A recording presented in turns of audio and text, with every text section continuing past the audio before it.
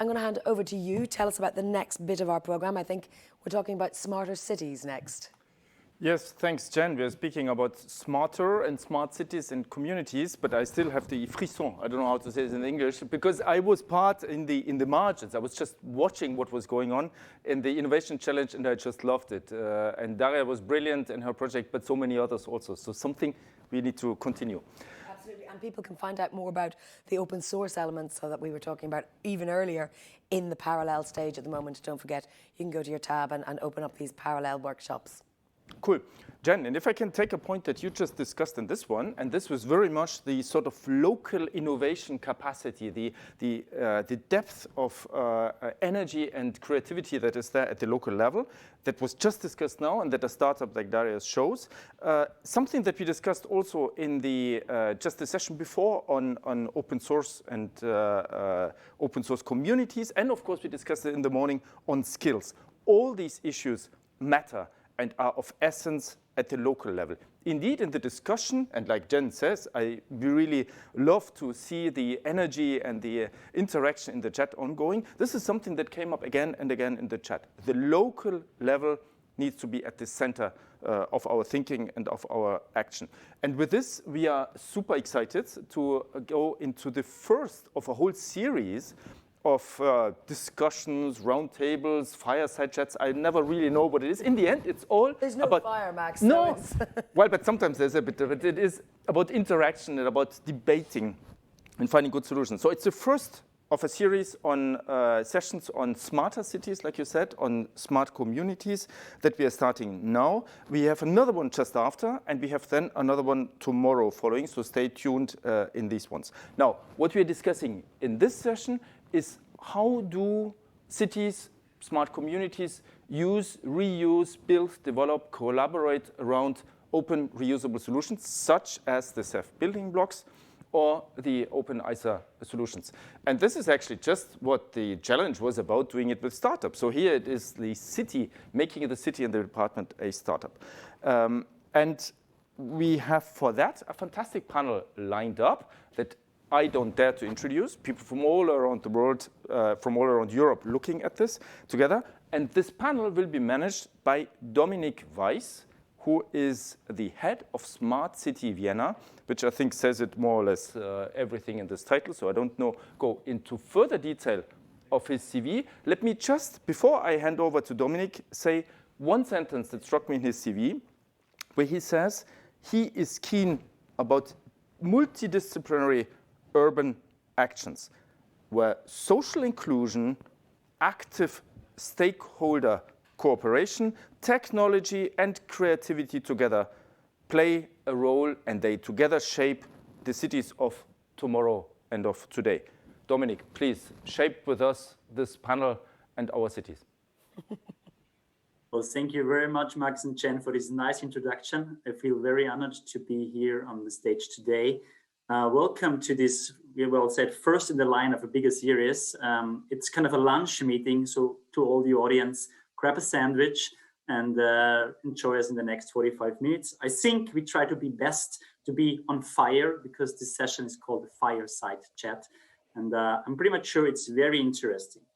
Well, just a couple of words to myself. As Max already said, I'm Dominik Weiss. I do work for the city of Vienna. They're responsible for the smart city issues, which means I do support the city in order to make a transformation in a digital and a smart way. And of course, it's about the quality of living. It's the citizens which are in our center. Therefore, we have always a look how to combine technique, social issues, economic issues, and furthermore issues. So probably this will be as well in the center of our discussion today. Of course, right in the beginning, I have to say thanks to the DG Connect and to the DG Digit. Both general directives actually are making this event happening. Thanks a lot. I think you're doing a great job. I was following the event even yesterday, and a big congratulations. I think it's working out very fine. I think it's what we need. You know, it's our cities and our regions and all the players around Europe. We need exactly this kind of events. Thanks a lot for this. Well, what is the kind of aim of this panel today? Well, actually, I forgot to say what's the name of the panel. The panel is named Shaping Smarter Cities and Communities with Innovative Digital Technologies and Solutions. So what is the aim? Of course, in this panel, and we have very good panelists, we want to share knowledge, we want to share know-how, we want to share expertise. We want to talk about special technical issues, but as well we want to talk about procedures, you know. We want to kind of highlight real projects. We want to kind of have a look on what makes sense and what doesn't make sense. We want to kind of showcase practical use cases and many more things. But of course, we want to kind of interact with you. So all to the participants, feel free to interact, to talk with us. And I'm pretty much sure, I think in these 45 minutes, we will not be able to kind of solve all the questions, but feel free to connect to our panelists later on due to the platform the Commission is offering or to direct emails. Well, before I kind of introduce the panel, just some rules or possibilities of this kind of digital event. Of course, use the chat function. There is a chat function, and you can ask your questions and raise your questions there. I try to do my best to first of all see them, and secondly to kind of raise it into the panel.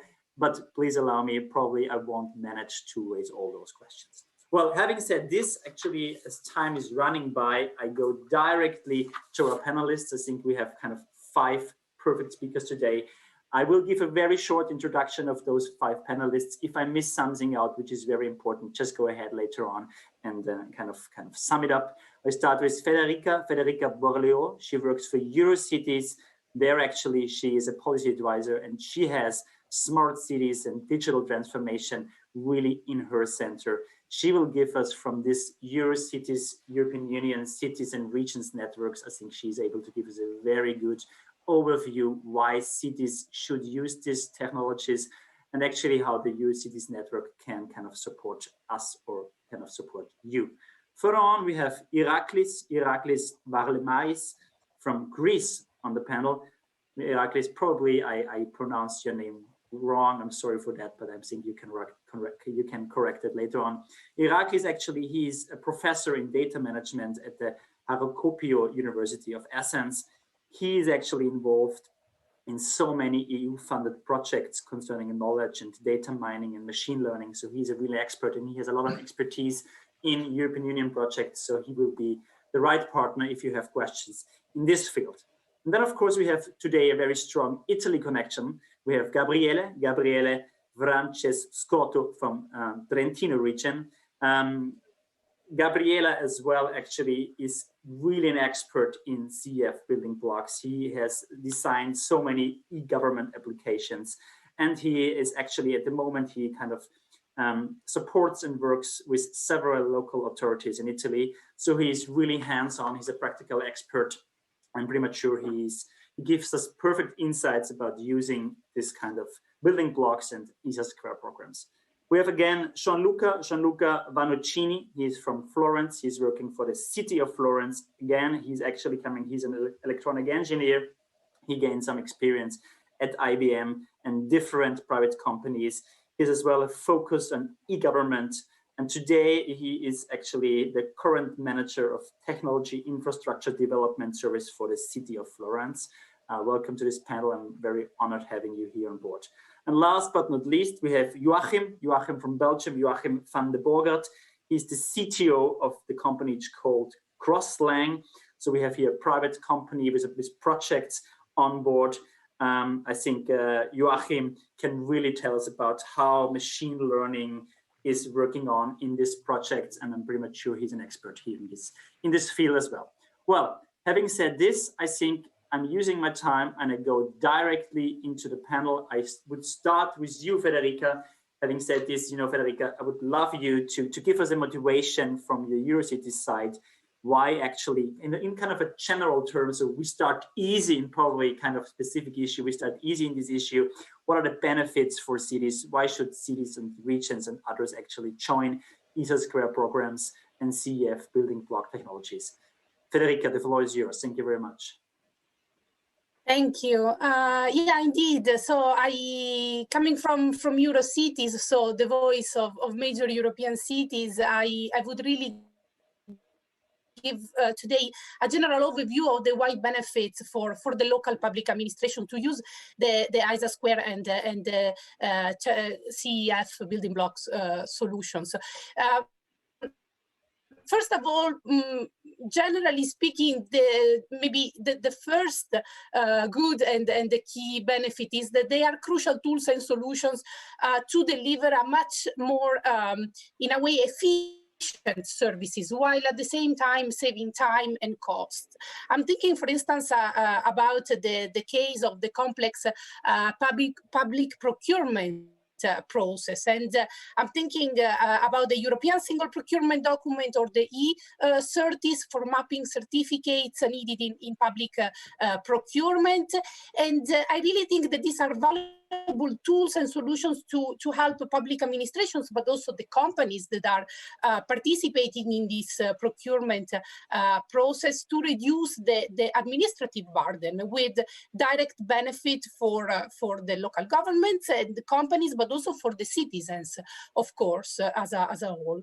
But it's not just about time and cost savings. I think that these solutions are also key to guarantee, for instance, data security and accountability in a more, let's say, technical level. I'm thinking, for instance, at the e-delivery building block that provides standards and technical specifications for data exchanges, ensuring then data integrity and confidentiality through the use, for instance, of digital signature and encryption, but also accountability. So at EU legislative and policy level, we are talking more and more nowadays on the fostering, on the importance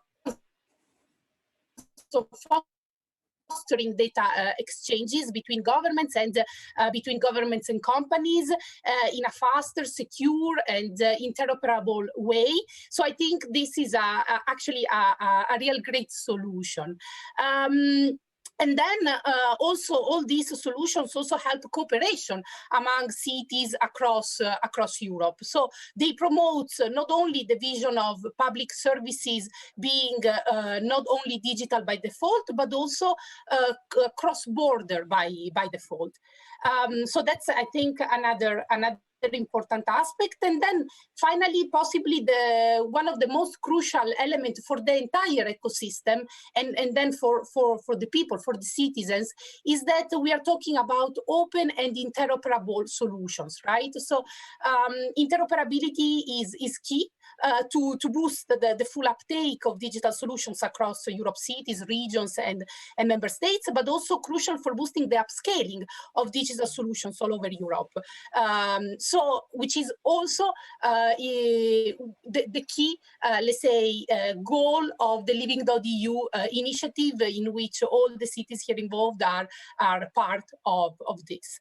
So, in a nutshell, I think these are the most key, crucial benefits and the reasons why cities are using, and in case not, they should use more and more these solutions.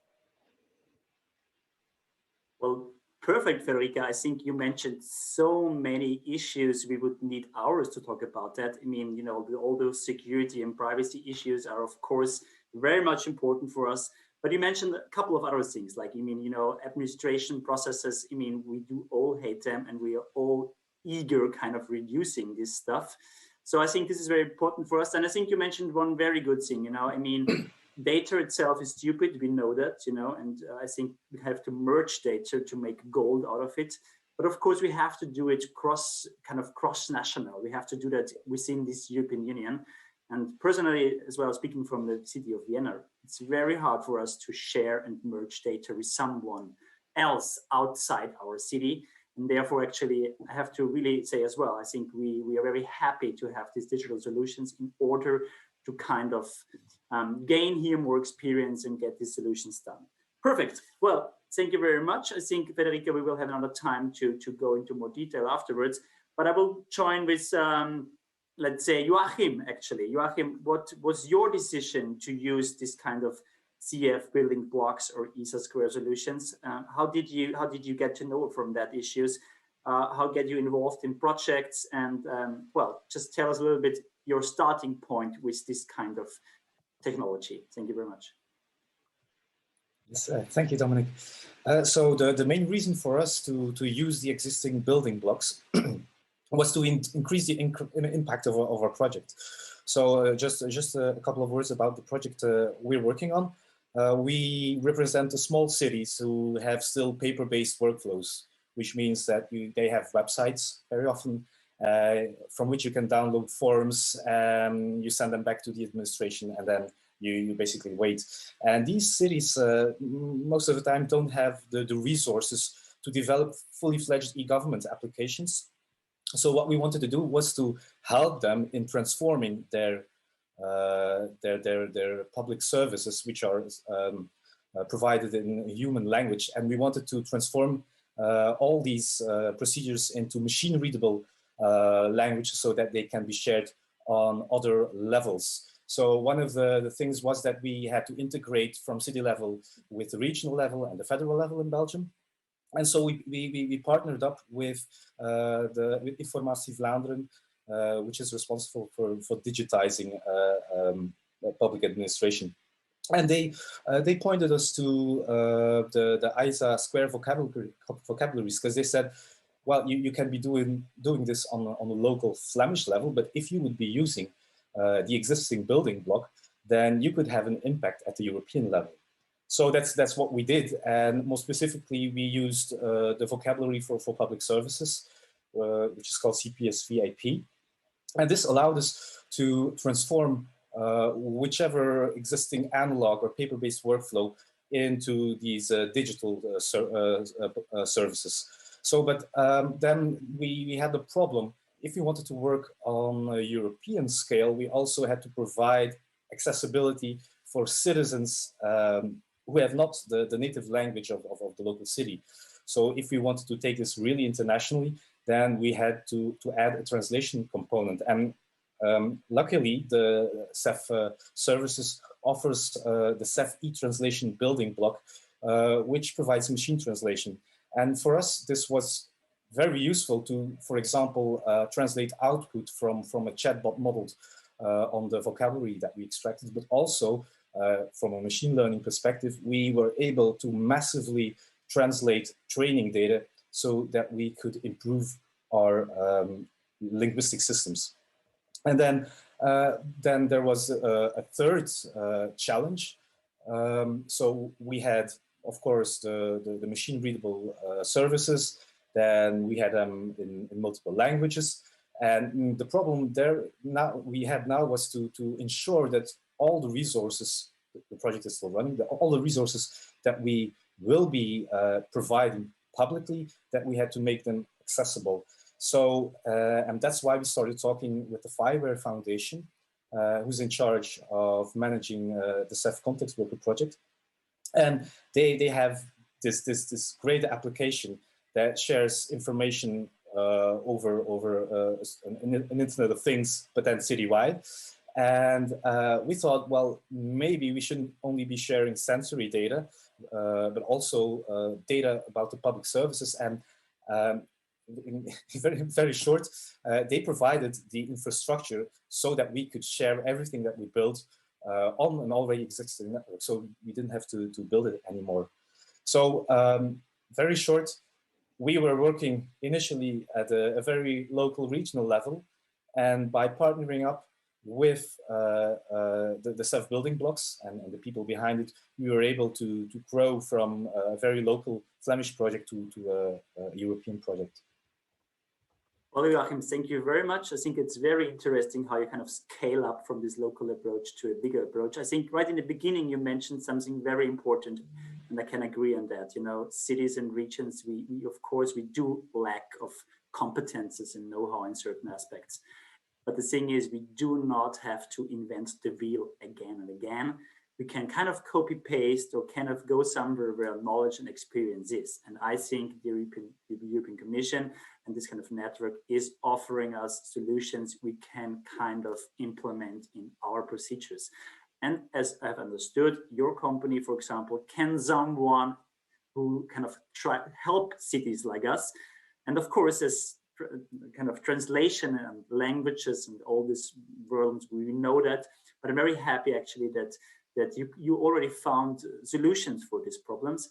And I think this is good to know. Well, I would go to you, Iraklis. Iraklis, back to Greece. What was your motivation, or what was your starting point for the region, the city where you're coming from, in order to get in contact and touch with this project and technology solutions? Iraklis. Thank you, Dominique, for the introduction also and for the question. So I would like to add to the introduction that for the last year I'm collaborating with the Greek Research and Technology Network, or GRNet as we call it for short, which in collaboration with the Ministry of Digital Governance in Greece is developing the National Registry of Services, which we call DigitALL. That means channel or communication channel between the citizens and the public administration. So this is the reason why I'm here, and the reason that we use the ISA² solution and CEF Building Blocks in order to support the development of this registry, national registry of services. So this is actually the single repository of services where public administration at global and local level are obliged by national law to register their services and also to register their internal procedures. So it is more than actually services to the citizen. It's also a way to organize the internal procedures. And we adopted the CPSV AP, the vocabulary for the core vocabulary for the public services, first of all, and also as the project was developing, we also realized the need to use the CPOV, the vocabulary for the public organization also, which both are used for the data modeling in DigitALL. So the registry is actually based on a media wiki platform, which is actually the platform that Wikipedia employs. So it is another, let's say, difference from what one would normally expect from from a registry application. So we try to organize a crowdsourcing approach for collecting all this information about services in global and local level. We have a hierarchical, let's say, organization of people that record, evaluate, and publicize this information about the public services for citizens and businesses.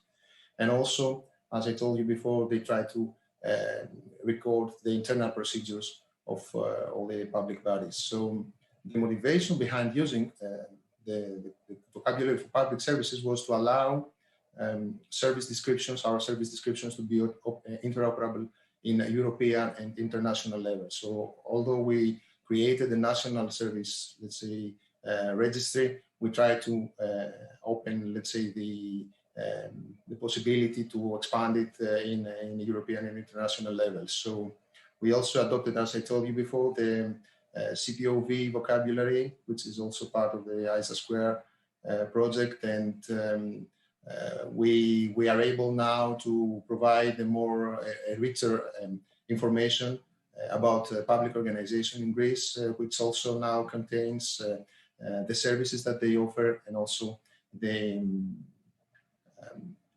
registries that they update as an output of their execution. So this is an information. This is a good example of what Federica earlier talked about, linking the data and providing more information about what we already have from the different registries. So local government is actually an inherent part of this process, this development process, since Greek regions and municipalities are also responsible for compiling their catalog of services and for choosing services that they will be able to provide to their citizens, and also to add more information to these services in the way they will be executed at the local level, or if they need more, they want to add more information about their citizens.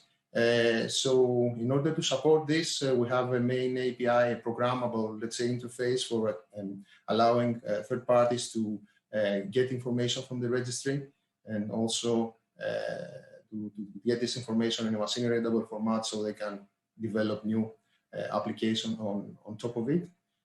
So we are currently in the process of registering the core central services and for the local administration part, for the local government services. The plan is to follow within the next quarter of this year. As I told you, Iraklis. yeah, okay, that's all I think more or less. we stay here. I could Okay. follow you for the next half hour, but it's it's a fireside chat. So I remind you, Sure. Be on the point, be compact. Time is running out, and there are so many questions ahead I had to ask you. But thank you very much, and thanks for this effort from your side. Working on a common project where we can all kind of benefit. Well, from Greece to Italy, Gabriele, it's your turn. Please, what was your motivation and what was your starting point? Okay, hi everybody. So just to summarize, the challenge we faced during the last year has been recovering the trust of citizens through reliable information and digital services. Just to give you some data, according to European e-government benchmark 2020 report, Italy covers the last place in Europe for performance in terms of penetration of digital public services. This means that most of the time services exist but are not used. Another statistics say that only 35% of citizens try to use a digital service of the public administration before calling, sending emails, or going directly to the offices. And another motivation to change was related to costs. So implementing effective digital services was too expensive, in particular for small, medium municipalities. It was very hard to make them scalable, so the new solution scalable and integrated with existing technological environments, most of the time based on legacy solutions. So this creates, of course, a huge problems in terms of inclusion for the people, for example, that lives in these municipalities, of course. So that's why we developed a new e-government platform, OpenCity. It is open source and cloud-based solution, which supports municipalities to create and manage its data from one side and to provide e-services from the other side. Using European Building Blocks and the ISA² standard, from the design to the publication of this data and services on their website, and considering the municipality's competencies and knowledge, and favoring integration with the even legacy application through web services, API, and whatever. OpenCity aims to drive all citizens among the public services. They can authenticate, they can enter only once their data, they can carry out the entire online process using their smartphone. In Trentino region, we found a particular player, which is the consortium of Trentino municipalities who carry out these problems. And is using our solution to provide institutional websites to all the municipalities, its groups. So they are 170. Using a data-driven approach, so the content is independent on the form in which it is displayed, so it can be represented in many different ways, articles, tables, even geographical maps.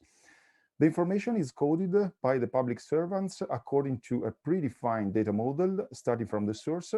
And actually, the community is quite large of this project, which is called Common Web, because it collects thousands of people, which is quite a big community considering the size of Trentino province, around 500,000 inhabitants. In 2019, we re-engineered the platform, introducing the new national guidelines for the design of digital public services. They are using a user-centric approach, so they helped us a lot, being nearer to the citizen. As a data model, we use the ISA² standard-based model and Ontopia-based. Ontopia is a network of ontologies designed by Agid, which extend European standard. And for interoperability, we adopted OpenAPI. The software is available on reuse on the national platform, and the service is available on the cloud. At this point, the new website for municipalities, according to the guidelines, has a twofold mission. So to guide the citizen among the public services, the whole offers, and to deliver digital services through a private citizen room. Gabriele, look at the time. Great. So I would like to speak in terms of solution later. Perfect. Thank you, Gabriele, because actually you all kind of driven anyway in the second part of my questions, because in the second part I would like to focus a little bit on the implementation and about the real projects, about the real use cases. But I think you as well mentioned some very good insights. You mentioned this kind of cost question, and I think especially you talked about the smaller communities, there is a problem of kind of costs. I think this is very good. And of course, you mentioned already the e-services and the e-services platforms, and there we are anyway very close to the real implementation and the real kind of real projects. Before we come to this kind of second part, of course, there is still Gianluca from City of Florence. So we stay in Italy, we go a little bit further to the south. Gianluca, just please 2 to maximum 3 minutes, so we do have some minutes left for the second round. Gianluca, the floor is yours. Great. Good morning to everyone, and many thanks for having invited me and the City of Florence. Well, the city has been working in big data from a long time. We started mainly with 2 relevant H2020 projects, namely the Resolute project on resilience on urban transport systems and the Replicate SCC1 Lighthouse projects. We shared these initiatives in several events together with Federica also and all the Eurocities network. Well, at the beginning, our efforts were mainly oriented on the architecture, so the deployment and maintenance of the architecture. Whereas, thanks to the CEF Building Blocks, and mostly we use the BDTI, so big data infrastructure, we had the opportunity to focus more on the usage of data. So experimenting new correlations on data by using state-of-the-art solutions and an out-of-the-box solution. So without having to care too much about implementation issues. So this was our most important advantage in adhering to this initiative. So also we had the opportunity to leverage a very highly skilled network of experts that helped a lot us in knowing and learning new practices in big data integration. And even in Florence, we are trying to scale up, as done by the other speakers in other territories. We are trying together with Tuscany region to scale up the initiative done in big data from the city of Florence to the neighbor cities in Tuscany. So the idea is to make a smart region platform which can be offered as a service by leveraging also the tools and the methodologies that we learned thanks to this project to other cities. So in order to scale up and to develop new smart city initiatives. Okay, so I will follow up with other details. Gianluca, thank you very much. Scaling up, sharing knowledge. Personally, I think once we are allowed, you should all invite us to come to Florence. I think it would be a good point to meet. I think we're very much looking forward.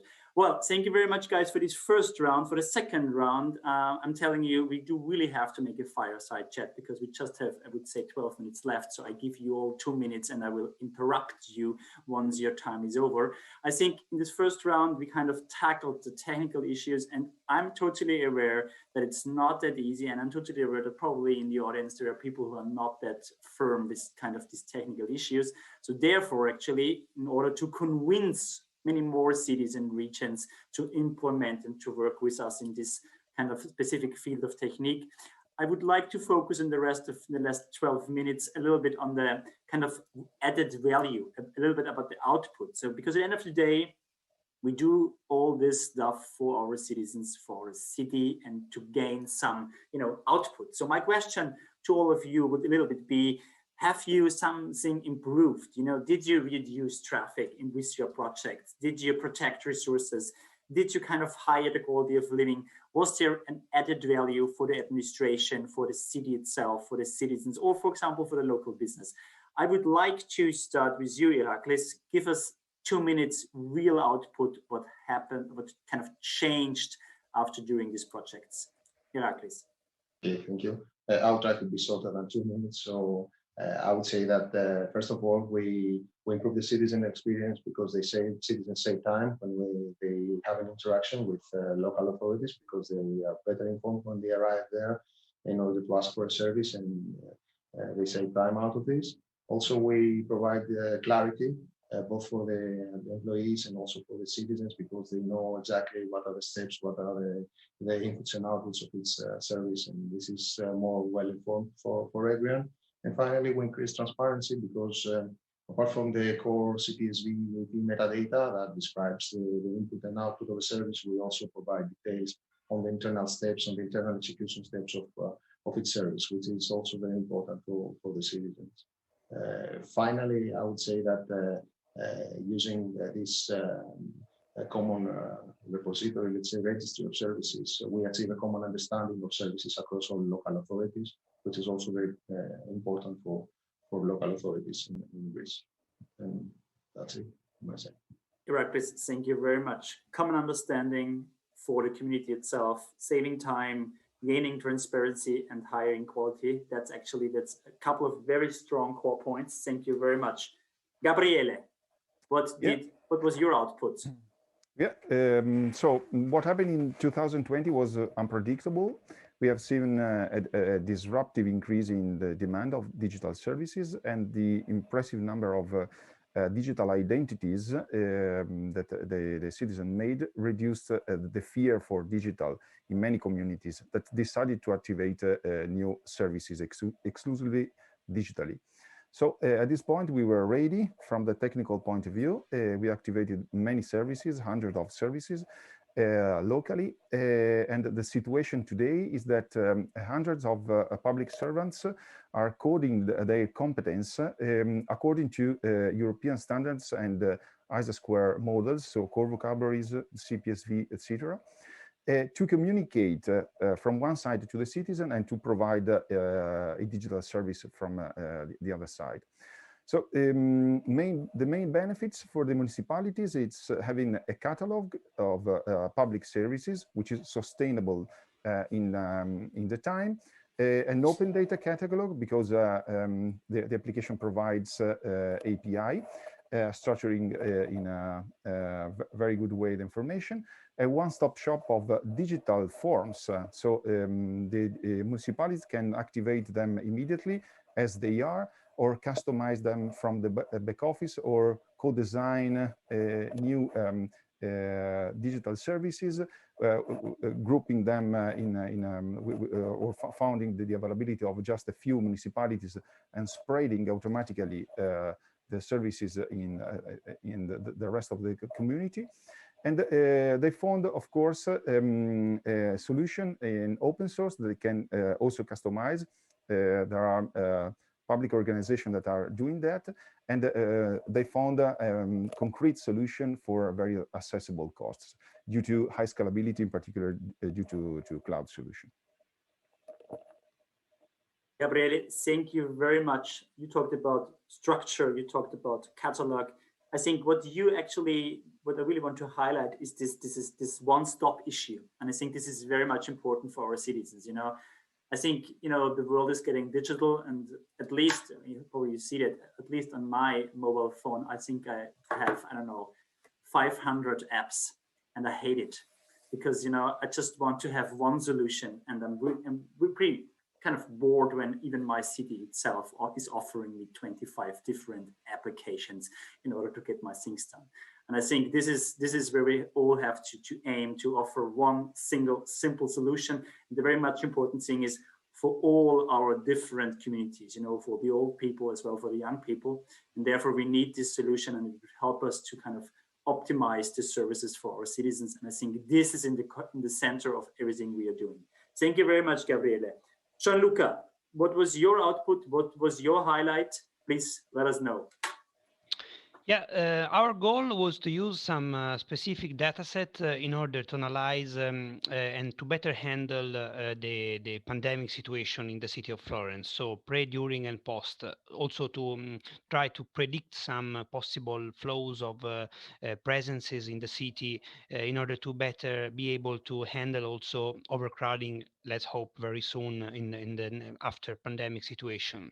So the main data sources that we collected were the outdoor Wi-Fi connections, so the real-time number of people present in each square thanks to the Wi-Fi network, the parking lot occupancy trend, and also the nights spent in Florence by the type of accommodation and structures.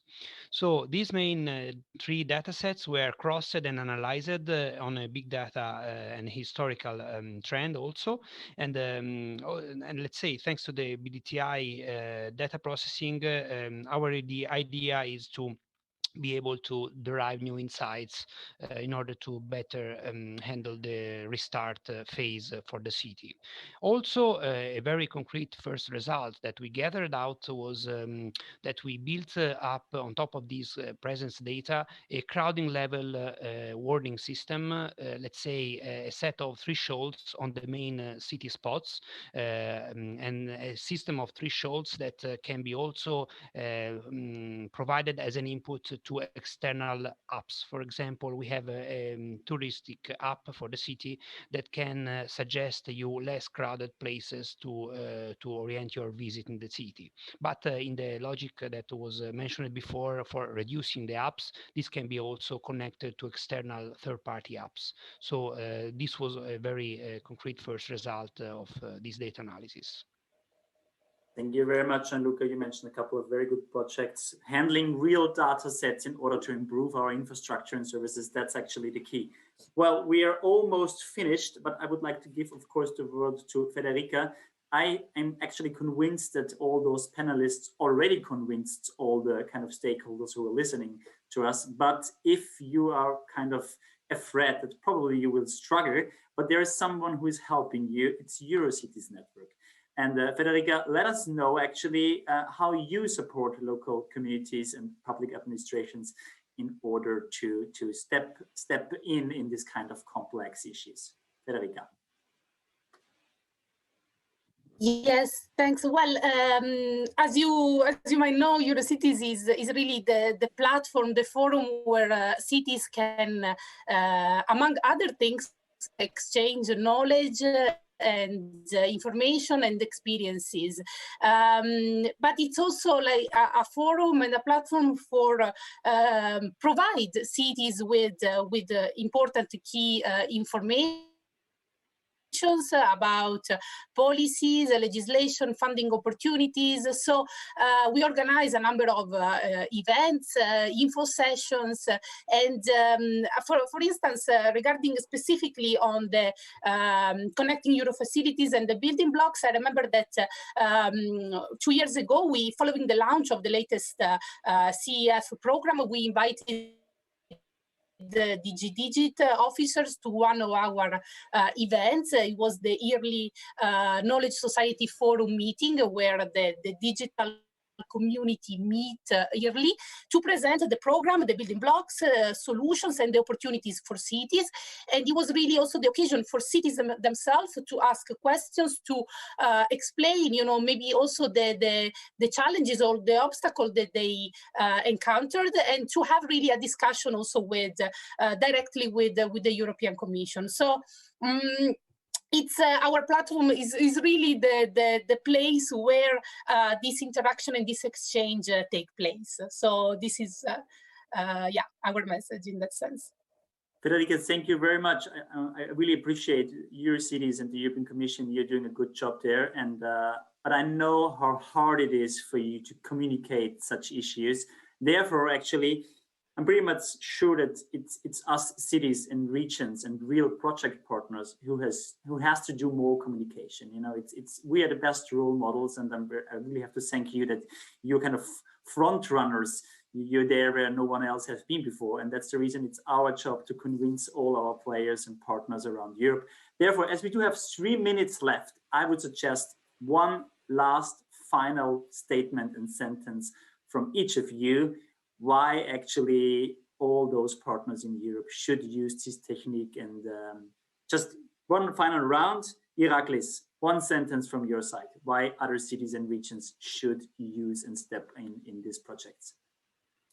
What I suggest from my side is that when we have common ways of communicating, of interacting, of organizing things, then it would be easier for anyone, even for people that move, even more for people that move from one city to the other, from one country to the other, to be serviced and to be to do their works, their daily business. And that's it from my side. Thank you very much, Iraklis. It makes our life easier, and we are gaining together one digital market. Perfect. Gabriele, one last final sentence and statement from you. Yes, a recommendation for, in particular, municipalities, don't reinvent the wheel, basically. Once you design a new application or you ask a new application to your supplier, just reuse as much as possible what European solution provides, because it will reduce the integration, the cost of integration, once you decide to develop new e-services. Perfect, Gabriele. Learn from the past. I think we will all contact you and the rest of the panel quite soon. Thank you very much. Gianluca, last final statement from your side. Yeah, for us, it's very important in order to learn new skills, so new methodologies, new approaches on using data and big data.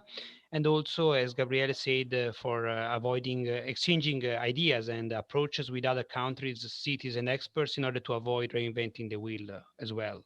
So it's very important to share ideas and to optimize the force of each country. Perfect, Gianluca.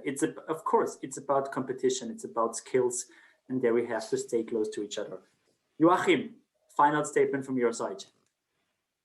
Yeah, for us, the most important thing is that we want to work cross-border. So if you, as a public administration, want to provide services, also please think of the people that just arrive in your country or want to start up a new business, and make all the information accessible for everyone in Europe. Perfect. Thank you very much. Federica, last statement of this panel, then we are finished. Well, I think that all the aspects were tackled, that maybe from a more European, general perspective would be that it really helps to achieve a full digital transformation of Europe for the benefits of the citizens. So it's really that, the general full target in Europe. Perfect. Thank you very much. I really loved it. It was honored for me to kind of moderate this panel. From Italy, Greece, Belgium, Vienna, back to the studio in Brussels. Thank you very much, and I really hope to see you soon in person. All the best. Thank you very much, and have a very good day and a very good rest of the conference. Thank you. Bye-bye. Thank you. Thank you. Bye-bye. Many thanks, Dominic. This was, you said it was an honor to moderate, to discuss. For us, it was an honor to listen. And I would love just to continue, because it just kept flowing between all of you. But we have the next session coming up. If you allow me 1 minute, I'd like to do the usual wrap-up, because I noted a few things down from all of you saying, Iraklis, who linked transparency in structure, I loved it. And he said, their input was crowdsourced into the register, and the API as an open output. Input, output, open.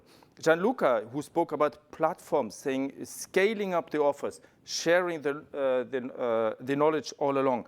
And Gabriele speaking about the open data catalogs and the off-the-shelf, reusable and adaptable offers to the sectors who need it each differently, and municipalities. Joachim, I loved it when you said, this is my startup part, when you said hand in hand, the private and the public sector can build things.